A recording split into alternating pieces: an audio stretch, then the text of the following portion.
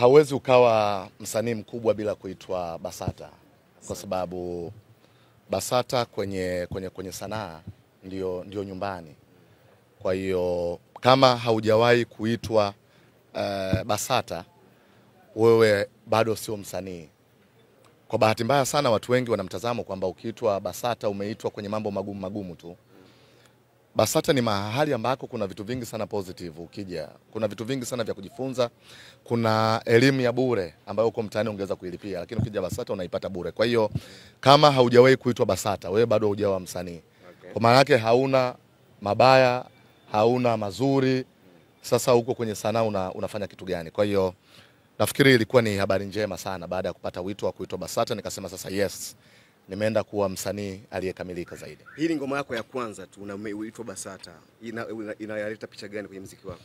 Kwamba nimekuja nyumbani. Nimetambulika rasmi sasa kwamba kuna msanii mpya, na nimekuwa nikizungumza mara nyingi kwamba mimi sio underground. Mimi ni msanii mpya superstar. Unanielewa? Kwa hiyo nimekuja kwenye nimeitwa nyumbani, na kuanzia sasa chochote kile nitakachokifanya lazima kipitie pia kwenye miongozo ya nyumbani, ambako kwenye tafsiri yangu hapa ni BASATA. Kwa hiyo yani kama nimeenda kuongeza hasira zaidi. Okay.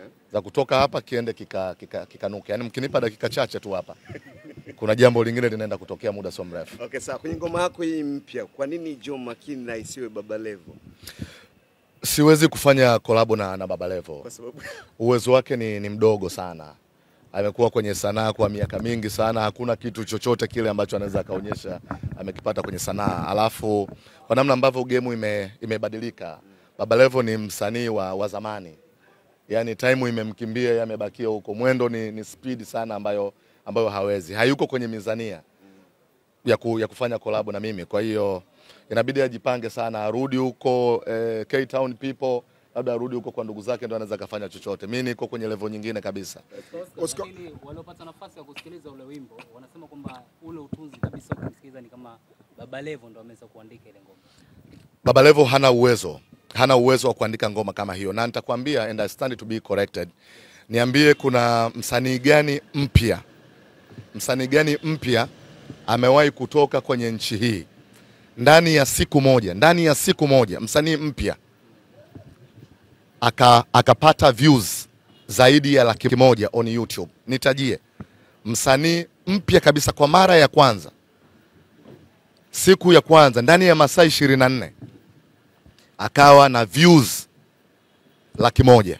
Kuna uwezekano mkubwa sana hii ni record ambayo imewekwa na mzee wa Kaliwa. Ndani ya masaa 24 views 100,000 kwa msanii mpya, ndo anasikika kwa mara ya kwanza, na mgongoni kwake hakuna lebo, hakuna msanii yoyote yule ambaye amewekwa kumgongoni, ni yeye mwenyewe, show ya mwanaume mmoja.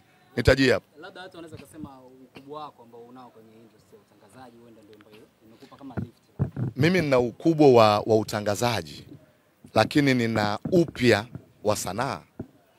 Unanielewa? Mimi ni sanaa mpya tena.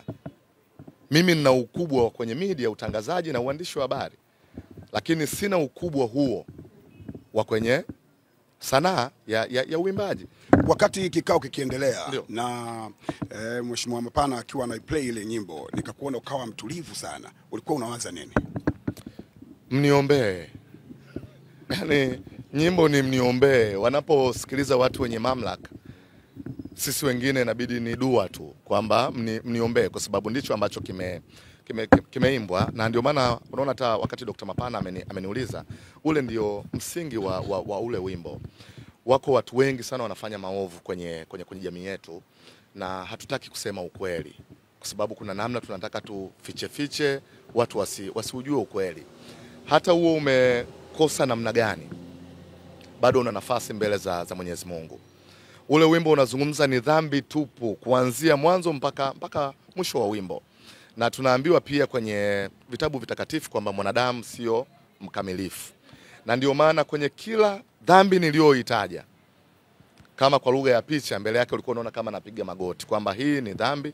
Na ndio maana nimetaja viongozi wakubwa wa kiimani, kwa wale ambao tunaamini Mungu yupo. Wale ndio viongozi wetu ambao wapo kwenye kutusaidia, kwenye kutuongoza na kutufanya kuwa watu wema zaidi. Kwa hiyo hata uwe mkosefu vipi, bado mbele za Mwenyezi Mungu uko mlango wa toba, uko mlango wa msamaha. Na hiki ndicho ambacho kinaimbwa kwenye ngoma ya Mniombee. Sawa, Oscar, natamani sana kusikia take ya bosi wako Diamond Platinum baada ya kuisikia ngoma yako. Kuna mazungumzo yote ambayo umeyazungumza, comments yoyote kupitia ngoma yako? Amesema Oscar ndio msanii mkubwa wa hip hop anayekuja hapa nchini. Unanielewa? Na amefurahia kile ambacho kilifanyika kwa sababu naye pia hakuwa anajua. Kwa hiyo nilitaka kumsurprise. Nilitaka niwe na mawazo huru bila kushirikisha watu wengi sana wakati unataka kushift kutoka career moja kwenda career ya pili. Unakumbuka mimi nilianza maisha wakati nimetoka chuo, nilianza maisha na ualimu. Nifanya kazi serikalini. Fundisha sekondari kama miaka 5 hivi. Baadaye nikaenda chuo kikuu nikafanya kazi kama mwaka 1.5. Lakini baadaye nikataka kushift kutoka kwenye ualimu kwenda kwenye uandishi wa habari na utangazaji. Wakati nataka kuswitch sikumshirikisha mtu. Kwa sababu unapotaka kufanya maamuzi makubwa kwenye maisha, usipende sana kushirikisha watu. As long as wewe unaamini katika hayo mawazo. Kwa hiyo hiki ndicho ambacho kilitokea. Kwa hiyo nika switch. Nilivyoenda kwenye uandishi wa habari na utangazaji, nako pia mbona huyu ni mwalimu? Sasa huyu mwalimu amefikaje huko kwenye uandishi wa habari na utangazaji? Lakini nikaendelea kufanya kazi iliyokuwa bora, na ndio maana saizi jumuiya ya Watanzania wengi wananitambua kama mwandishi wa habari na mtangazaji. Hakuna mtu anakumbuka kama mimi ni mwalimu pia, na ni mwalimu kitaaluma. Sawa. Same thing.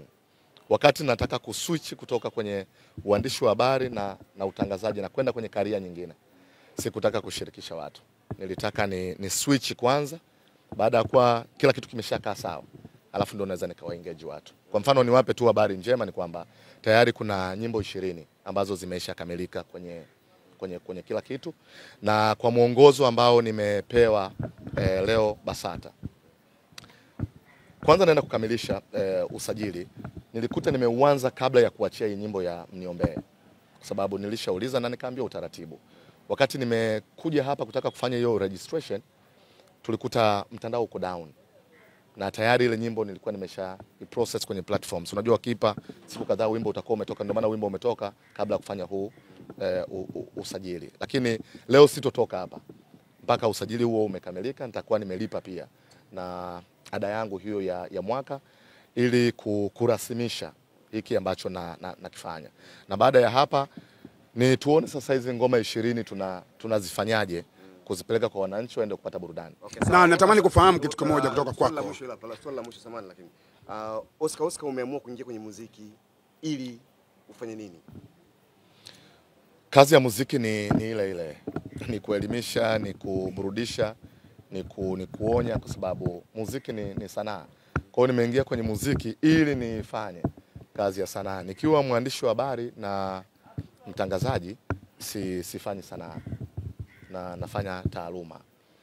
Misingi ya maadili kuna namna inaingiliana. Maadili unajua karibu yote.